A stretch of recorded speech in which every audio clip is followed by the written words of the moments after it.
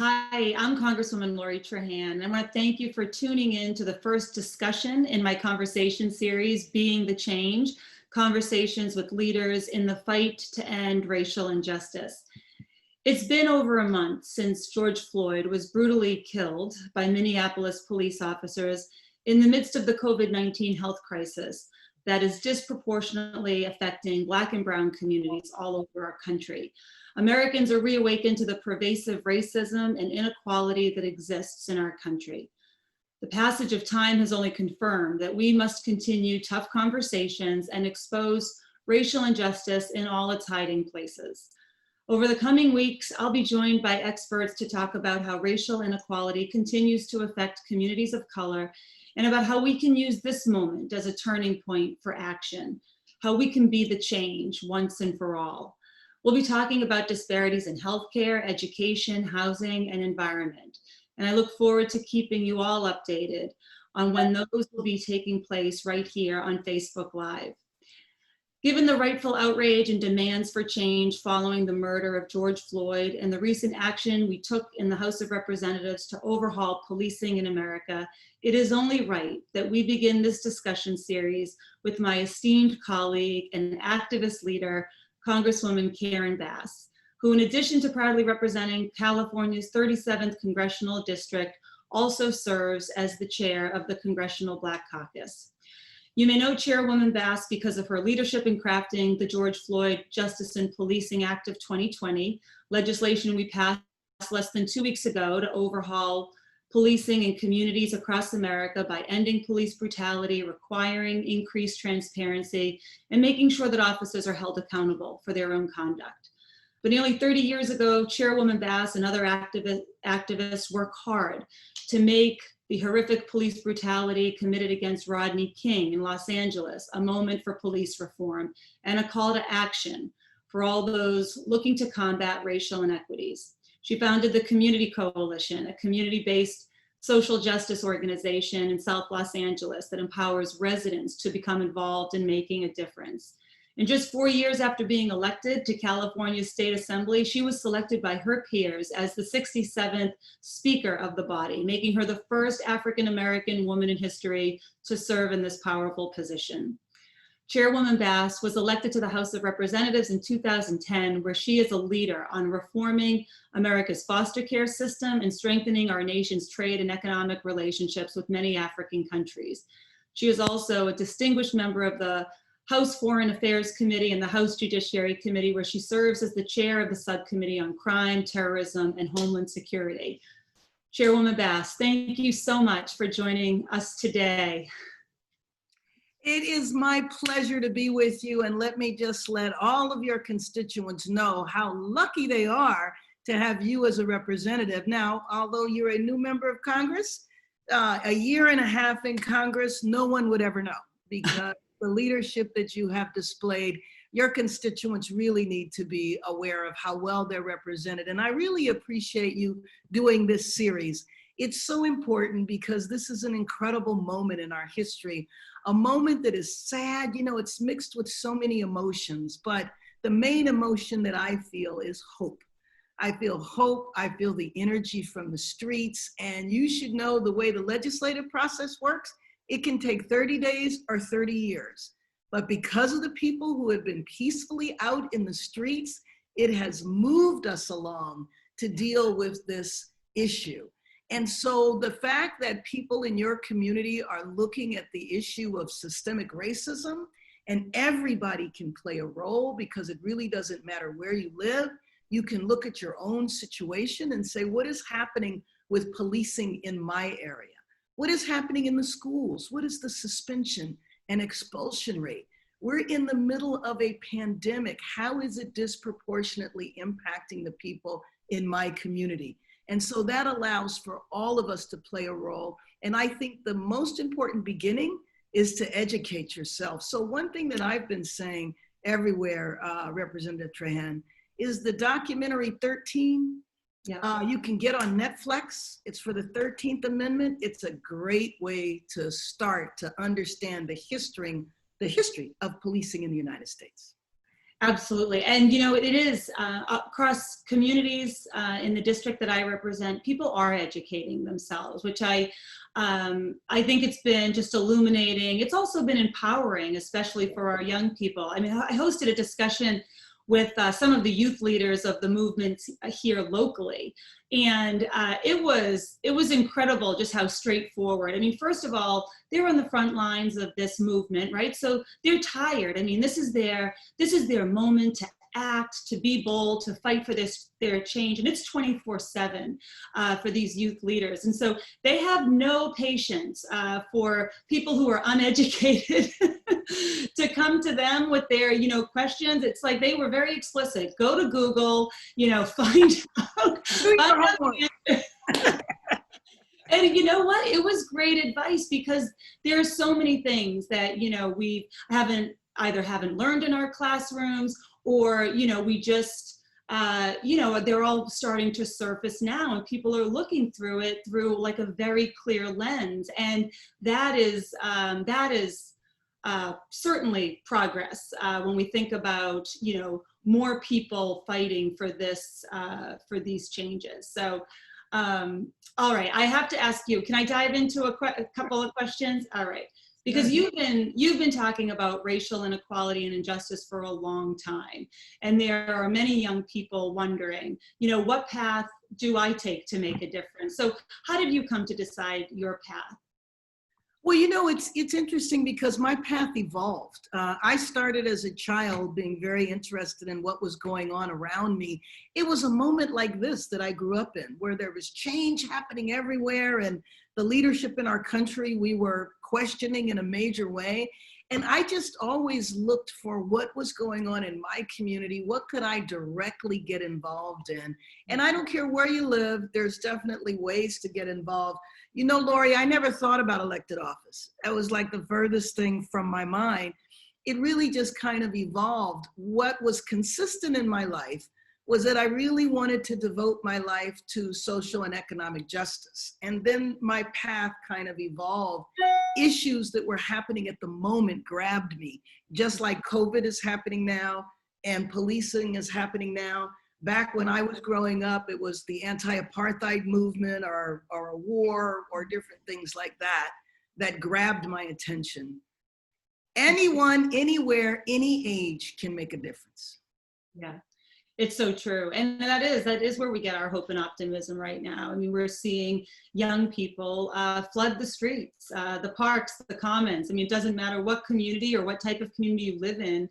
You know, young people are saying this is wrong, and this is not going to continue on our watch. So, you know, Congress passed the Justice and Policing Act less than a couple of weeks ago.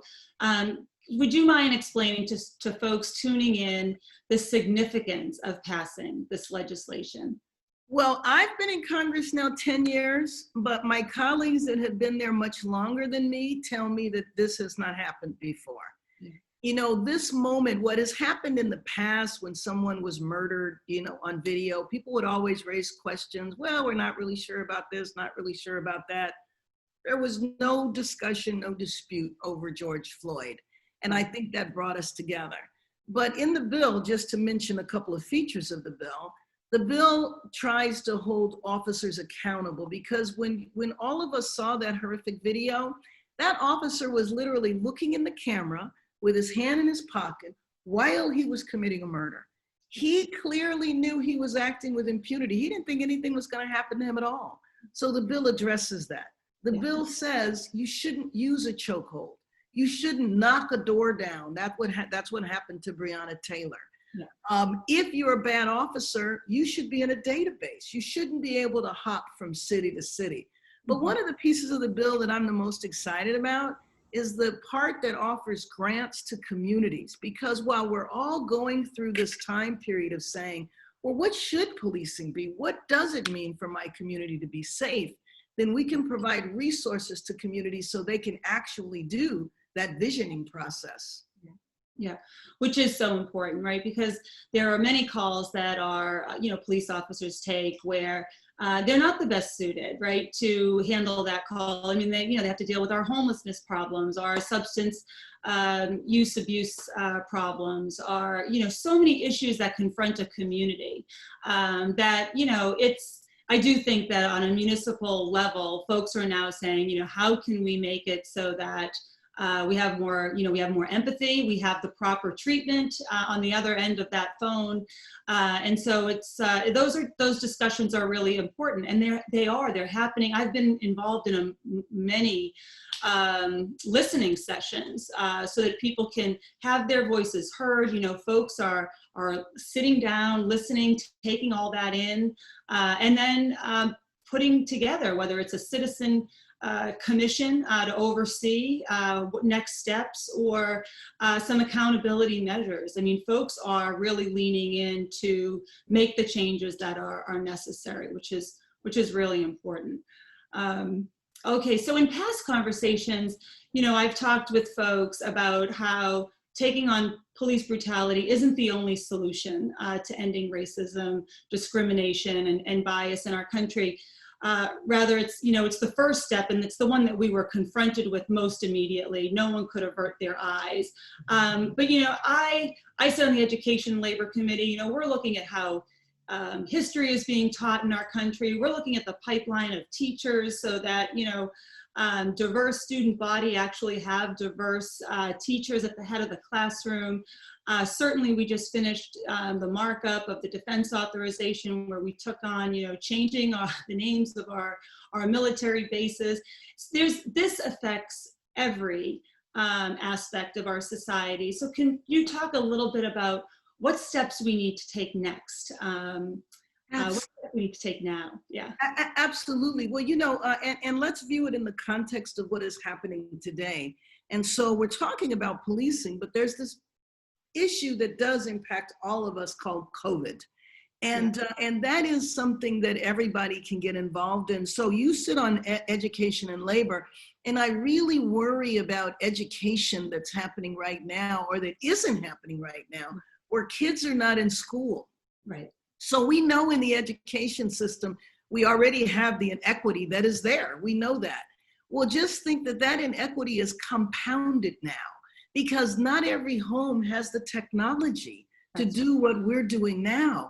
And in my community, even in the poor part of my community, because it's Los Angeles, which is a relatively affluent area, the kids are sent home with laptops. Well, that's just wonderful, but you're making the assumption that the parent knows how to use the laptop. So that's even something that people could get involved in on a community level.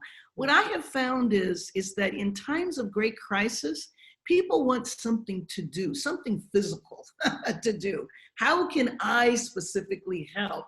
Well, in your neighborhood, you could look at your neighborhood schools and you could say, are there kids there, especially in the lower grade levels? An assumption is made that every young person knows how to use technology, which is probably true when you hit your teen years, but not when you're 5 or 6 or 7.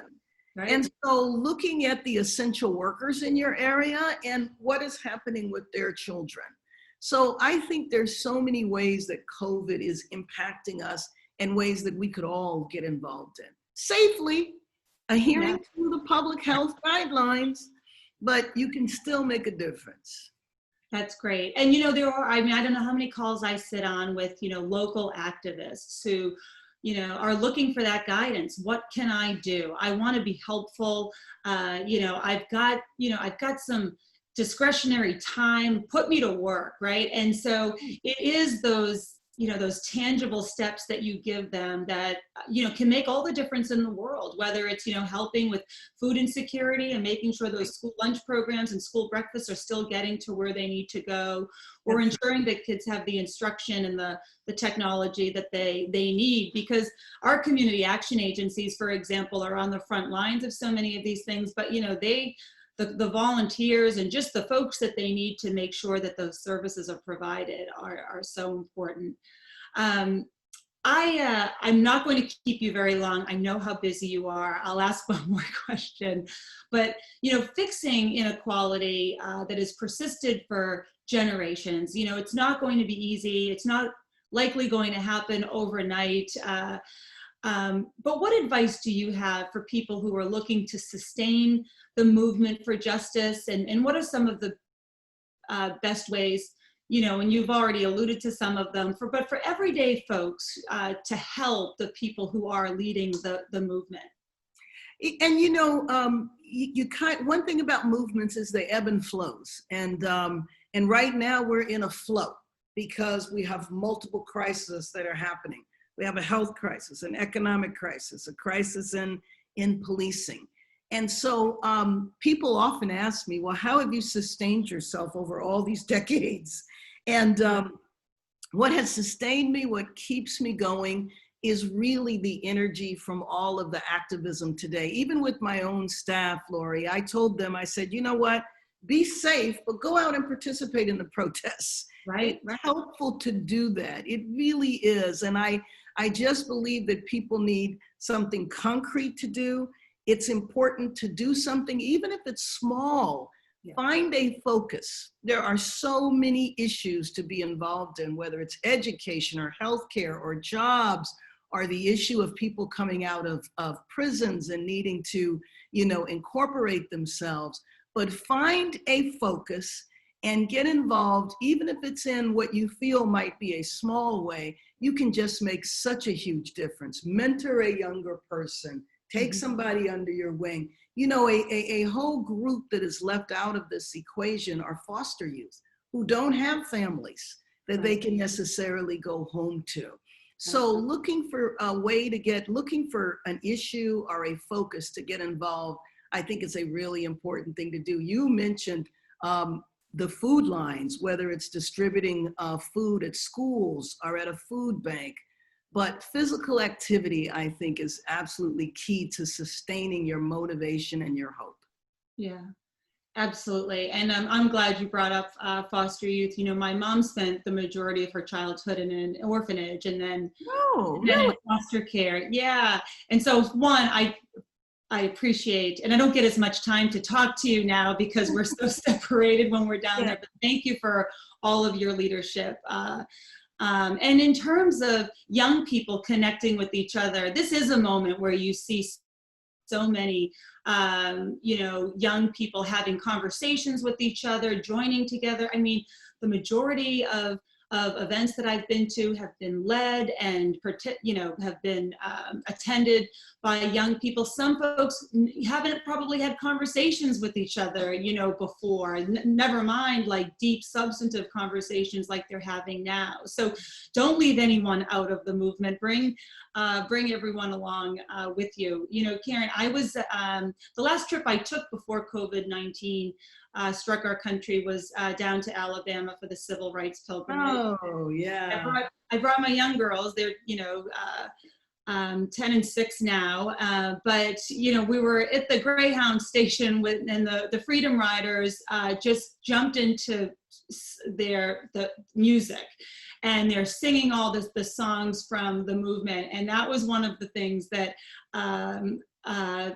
I forget the fella's name, but he said, you know what, you have to bring back music because, when we were protesting, whether we were marching, whether we were riding on the bus, whether we were having a sit-in at the luncheon counter, we were singing because they can't put you in jail for singing. And I thought, so my daughter looked at me at the last protest, that my 6-year-old of all, said, Mom, what are we singing today? there will be a song. So no, it's touched everyone, and I think that's what's so important as we sort of press on for real change. Let me mention one other thing too that people can do since we're in this Zoom environment is that you can organize discussion groups. So I mentioned the movie 13.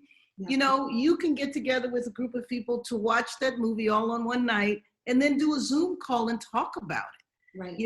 And that's just one example. But having those conversations where you can share your thoughts, what you've learned, your feelings, all of that is important to sustaining you. Because you don't want to see some things and go, oh my God, this has just been going on forever. I can't do anything about it. But, you have to stay in contact. We're social beings. Right. Even if we have to socialize this way, it's actually been, there's a good side to it because Number one, I'm here talking to you and to your constituents. I wouldn't have been doing that because it would have been difficult to travel to Massachusetts. You know, hey, I've traveled to Massachusetts. I've been meeting members and their constituents all over the country. So there is a good side to this. Oh, I'll be yeah. glad when it's over. No, I know, but look, giving more people access to Chairwoman Karen Bass is a gift. So I'm happy that Zoom provides the platform. Well, thank you. I really appreciate it. And I know how you're pulled in a million directions. So I want to thank folks for tuning in and thank you, Chairwoman Bass, for taking the time to join us. You know, your leadership on these issues is so important, and I look forward to continuing our work together to end the disparities that have just persisted in our country for far too long. And if you all out there would like to share anything in the future, we'll be doing these conversations again and again. Please visit the website, trahan.house.gov, and click to contact me to share your thoughts on what future conversations should look and sound like. The link to contact me is also in the chat, so be sure to click there as well. And as I mentioned before, we're going to continue these conversations. They're so important.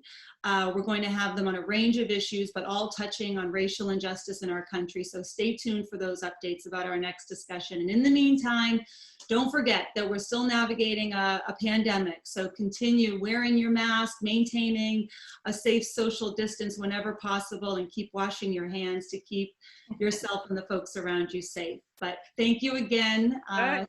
Stay Bye-bye. safe. Thank you.